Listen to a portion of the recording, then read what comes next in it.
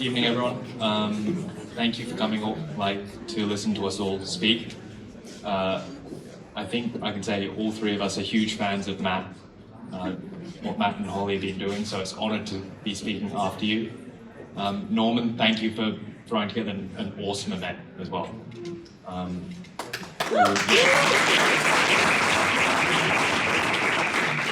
Quick obligatory intros. Our PFPs are up here. My name is James. I work for a DAO support services company based in the US called Tribute Labs. We support a whole bunch of the large Ethereum collector DAOs like Flamingo DAO, Neon DAO, Bilao. We do a lot of the administrative services so that our members can have fun. I will hand over to Olga. Thank you. Hi, I'm Olga. I'm based in Berlin, by the way, so please come say hi if we haven't met before. I've been producing and managing in digital art for around 6 years.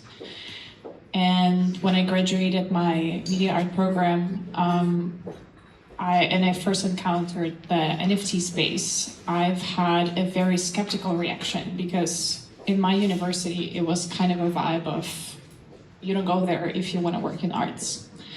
And then I'm sometimes find it fascinating where I work right now. For the last year and a half, I've been working with fxhash, an open platform for generative art, and work on many projects with artists in this field, and feel as never committed to continue working on it. And also, I feel for everyone who feels sometimes skeptical about this space, and I'm always open for conversation, you know, like I feel you guys. But as we were talking with Norma when he was inviting me to participate in this event, this whole sphere really opened so many possibilities and so much access, and really introduced everyone to so many fantastic artists and ideas and ways of collecting, which I'm very excited to speak about today. Yeah, I'm gonna hand it to Pepe. You have a microphone. Yeah, I think I'm ready. Hey everybody, I'm Pepe, coming here with CyborgDAO. Cyborg is a DAO that we started almost 3 years ago now, and we focus on collecting AI art. I will go into more details of how we collect later, but I'm also interested in rare pepes and other different sort of funny NFTs. So being in the space for a few years, in crypto generally, also interested in how different products can help more people get involved in parts of the space they might like. The space is growing a lot, and its different verticals are pretty different, even inside art. We'll touch a bit during the panel today on the differences between generative art, other types of art, etc. So yeah, with that, I think we can get it started. Thank you, Pepe. I think the framing for today's panel conversation is going to be a bit around production of art in this new medium, and also the purchase and consumption of art. We've got Olga here from fxhash, which is an art issuance platform. And so I think we're going to start with the question of like, okay, I like pictures. I think this is interesting technologically and culturally. I want to buy an NFT. Let's say on primary, so from fxhash or an issuance platform, like how do I do that? Where do we start?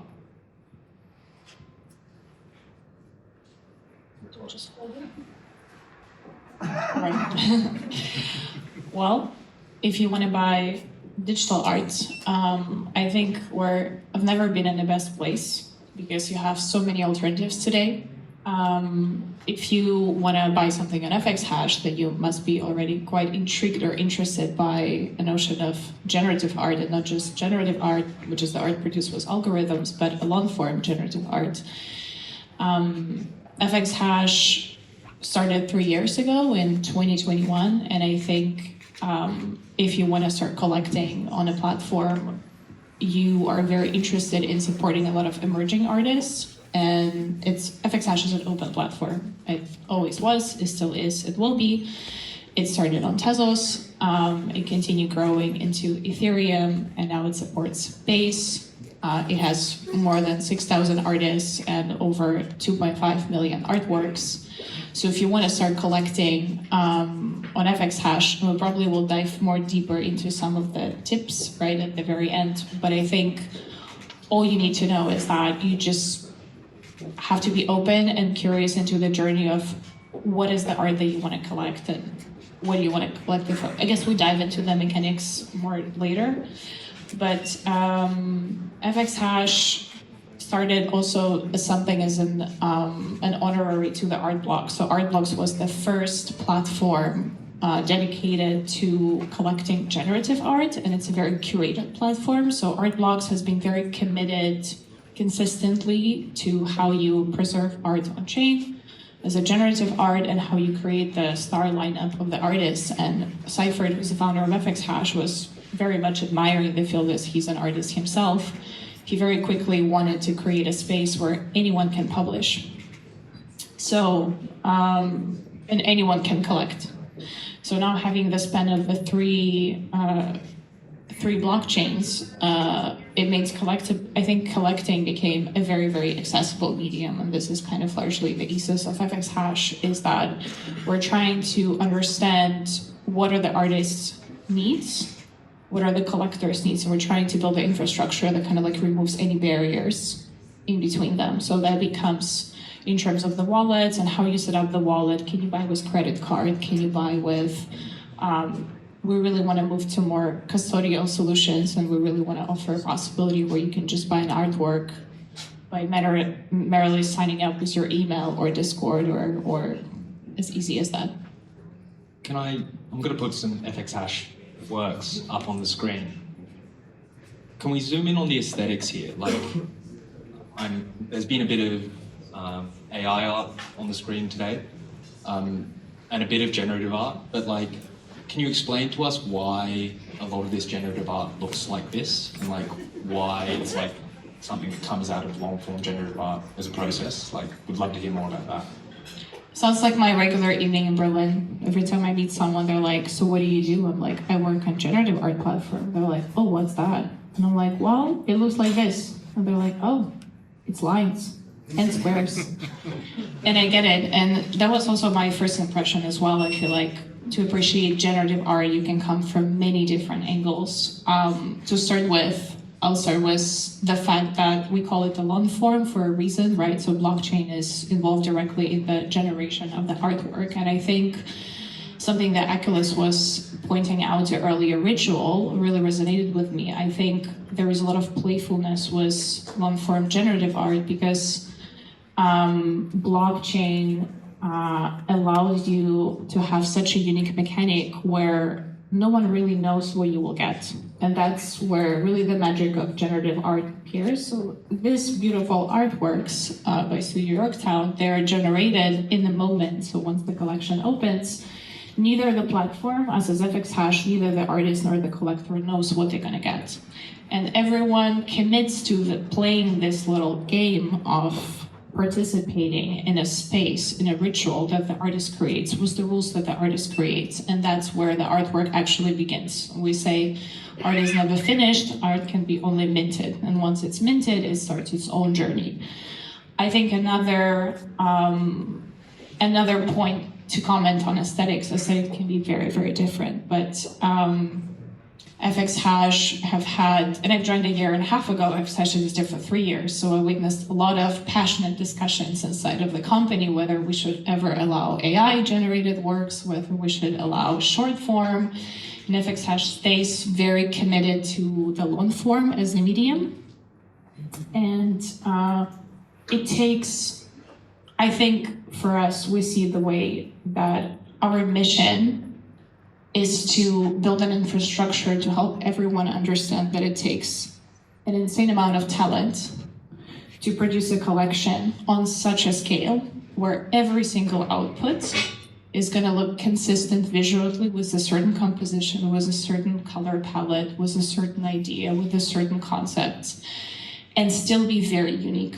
And this is what I think really keeps people collecting, because every time you enter this like very interesting space of not knowing but still participating simultaneously with so many people. And that brings me to another point. This like shared economy, I think, is also what makes it quite special, because seeing who got what, comparing, knowing people in a space, it's such a small community. The generative art community is the community. Everyone knows each other. Like fxhash is a very small, not such small, but comparatively to art world, it's quite a small and consistent family. And I think when you collect pieces of generative art, you start noticing some of the patterns and some of the styles, and you start following the artists that you love, and you start collecting according to your own patterns. Like we have artists who collect only, I don't know, green things, and they, you know, there are all different sorts of hobby things that you can build around collecting and have lots of fun around it. Yeah. Great. I think one of the interesting things to note with long-form generative art is that this is like the first step of a journey that ends actually in a place similarly to where Achilles was talking about in the first presentation today.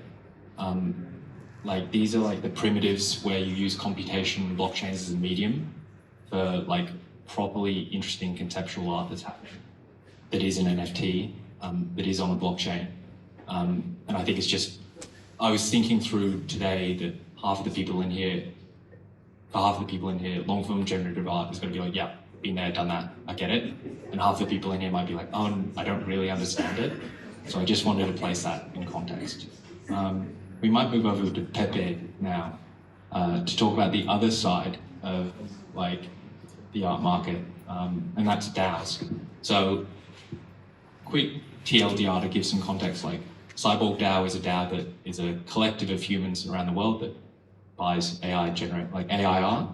And to me, it represents a new way to participate in this movement, I guess. I'll put some work from the collection up, and with that, I'll hand it to you, Pepe. Thanks. Yeah, so on collecting, I want to touch on a few points that I think are important to highlight, and then you guys can surely add things. At the end, everyone collects a different way.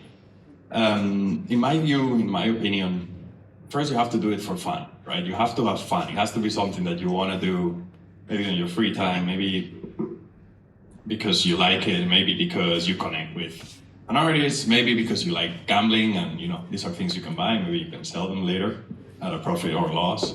Yeah, you have to have a reason why you like it, and why you will, you know, stick around, perhaps develop that a little bit of that passion.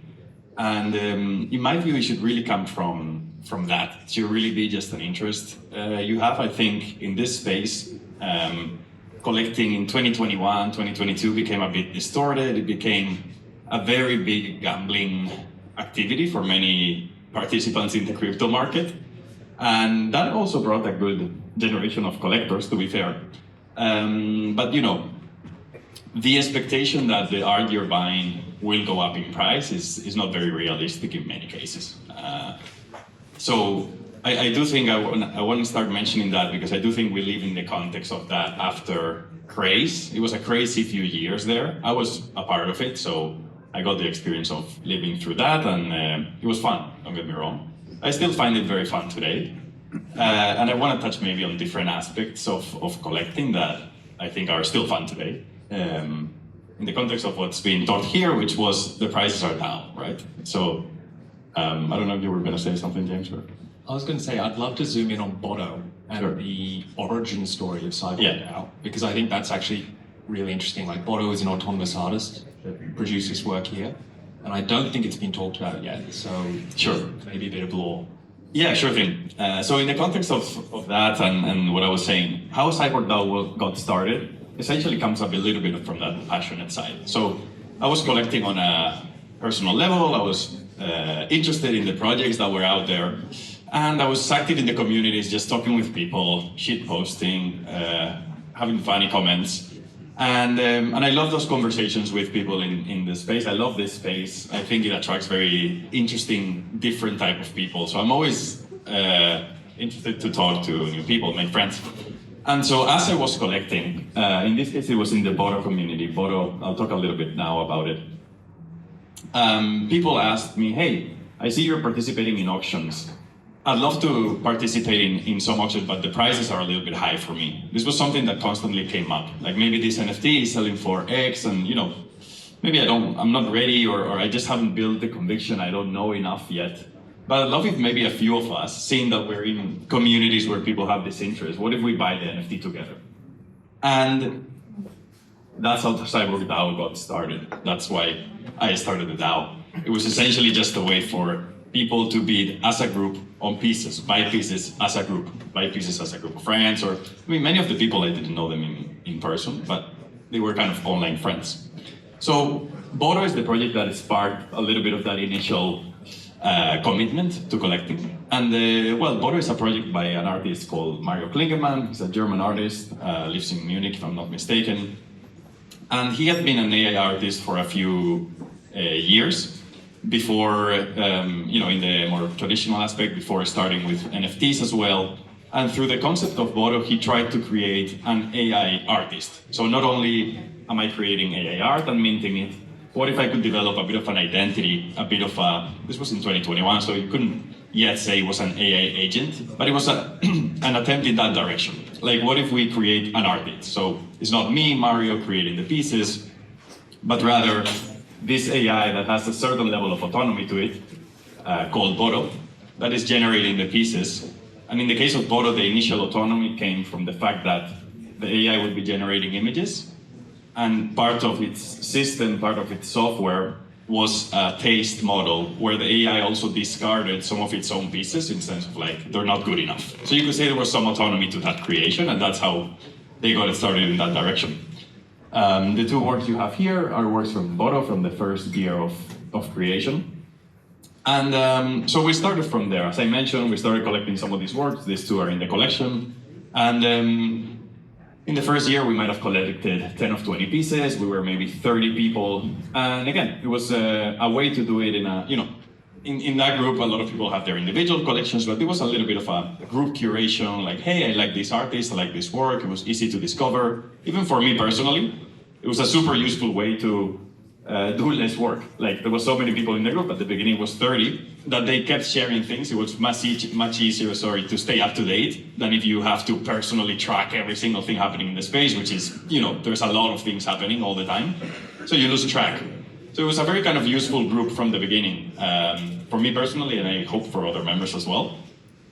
Over time, we grew the collection to be more artworks, more artists, including pieces from Holly and Matt that we have here, and a few others. Sorry. I think in total now we have over 500 artworks from over 60 or 70 artists, and we've, for example, the pieces we've collected on our second year or third year, I didn't have a lot of personal input in many of them, to be very fair. People share them, people vote on them. We have a very simple, James is a member, he knows the processes from the inside. We have a simple, share something, people vote. I like it, I don't. This vote is done on Discord, it's not even like an on-chain vote or anything. So you just, log into your social media, see something, vote up. And then the people like myself and others that are a bit more on top of the project, we do the work of gathering the funds, bidding for the piece, etc. And the community has grown to be around 120 members. Many of them have one membership, many of them have more. You can have as many memberships as you want. And the memberships you can buy them and sell them on NFT marketplaces like OpenSea. So you can join whenever you want, you can leave whenever you want as well. It's totally open and flexible. And that's a little bit of the story until today. Thank you, Pepe. I think we are tight on time, so the thing I will wrap up.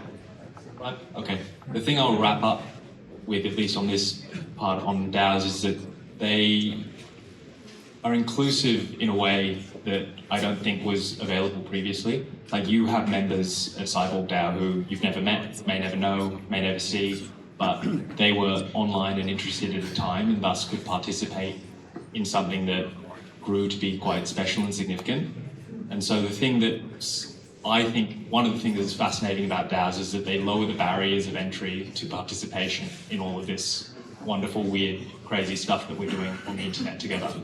Worth noting as well that Bodo itself is also a DAO. So it isn't just people pooling their resources to collect and buy stuff. DAOs are like very flexible organizational structures that can do other stuff. With the last 5 minutes, I think we might just talk briefly about how you both think about collecting. If you have any thoughts, like what drives your personal collecting theses, and how should one think about collecting these digital objects?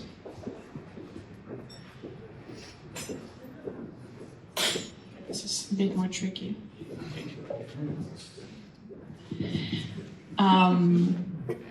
As we divided, like representing also a platform point of view to producing projects based on the collecting habits. But before I get to that, I'll say I think collecting is a very emotional, personal experience, largely. Yes, sometimes you think about it in a very strategic way, but it takes lots of patience to discover the artists that you like. And once you follow them more on their social media, you can speak with them now. It's so much more accessible. There are also collectors clubs. There are many events that you go to where you connect with these people.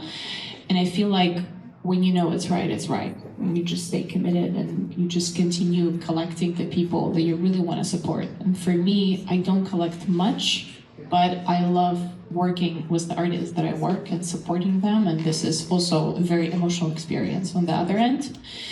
And just from a point of a platform as a little like also a sneak peek preview in also like how fxhash defines like a future of collecting generative art from our point of view.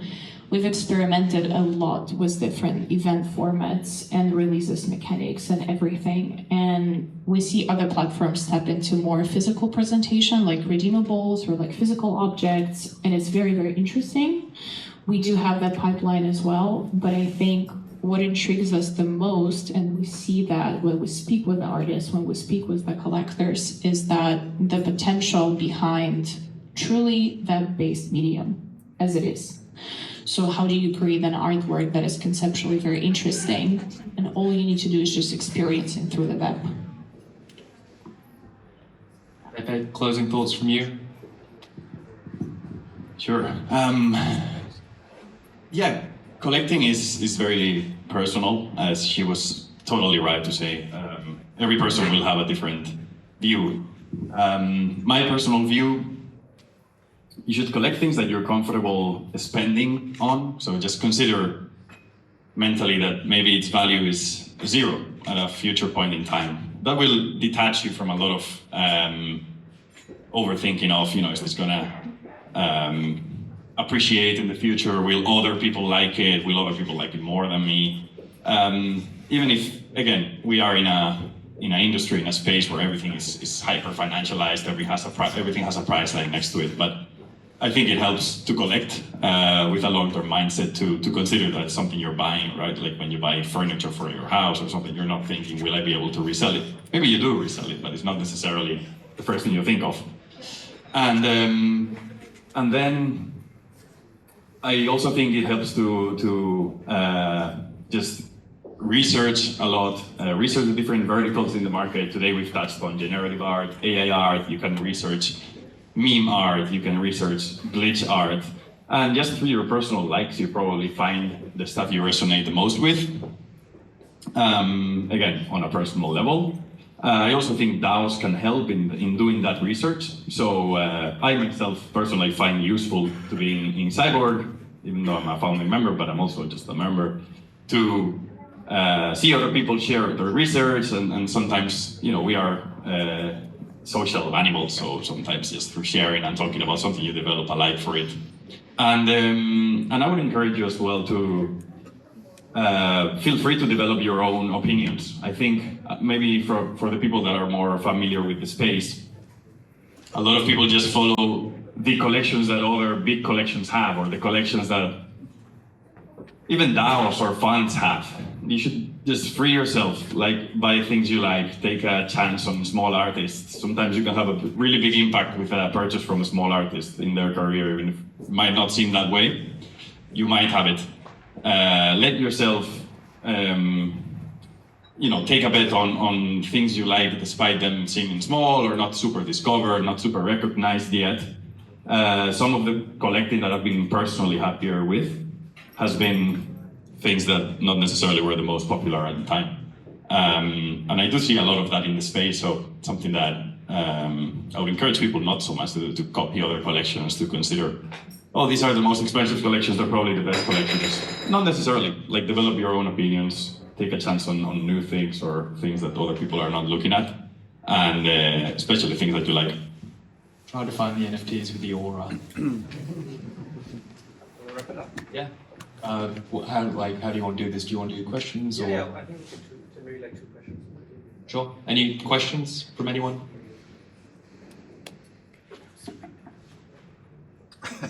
Yeah.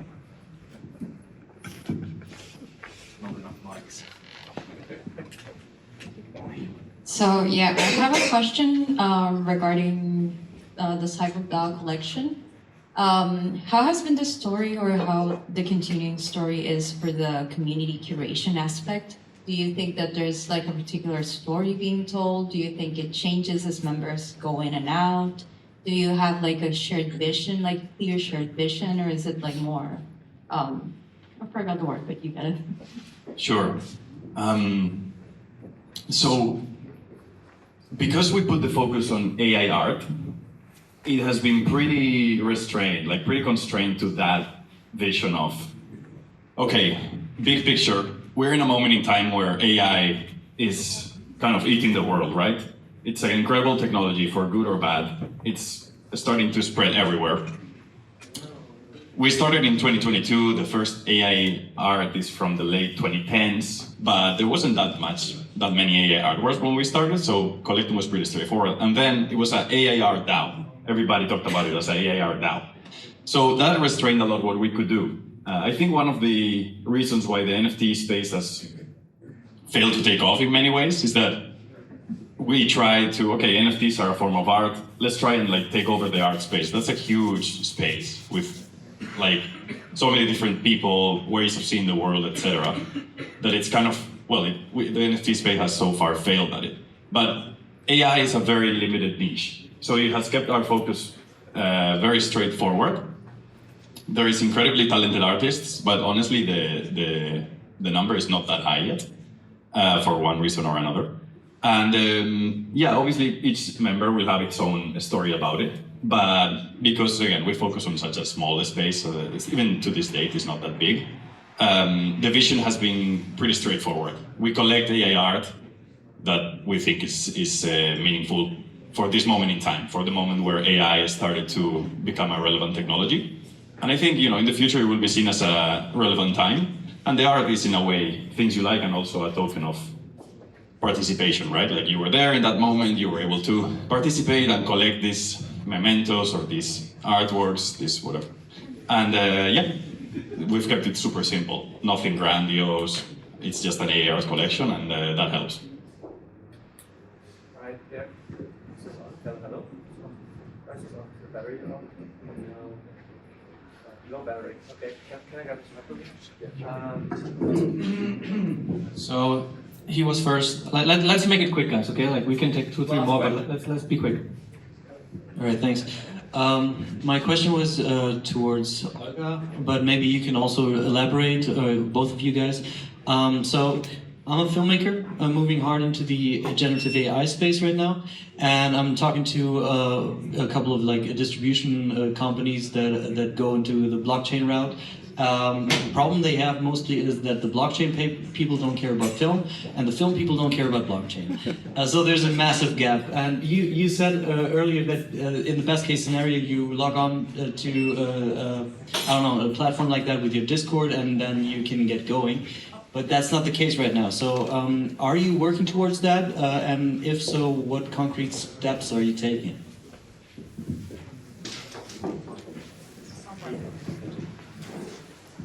Hi, that's largely true. I feel like that's also about like art and blockchain. Like there is many similarities and also design and anywhere. I'm not a dev. Cannot tell you exact concrete steps. We're very committed because I think every time we do an event, and sometimes we do something called live minting, where we're trying to onboard people or explain them, like, here is generative art, here's how it works, here's how you can buy it. We're trying to develop a system where a person can buy it with the lowest amount of effort, because if you've ever set up a wallet, you know that like many times, and so, like my first experience of setting up a wallet, I was like, where is this data going? Like, what am I consenting to? As anywhere on the internet. So we're trying to understand and experiment and also seeing how others do it to make a base case scenario where if you purchase or you mint even for free, let's say you do a very large scale installation in the art environment, right? You have to have a wallet because the NFT have to go there. So you have to have some sort of space to authorize it. So it's an open question with which we're experimenting. How do we make that flow most integrated within the artwork experience, where you don't really feel like you're going through a painful steps of setting all of that up and feel very uncomfortable within the technology, but that stays, you know, something that you don't even think about because you're really in the process of obtaining an artwork or like being part of an experience using the blockchain. All right, we have to cut it here. Super insightful. Thank you so much, guys, for that panel.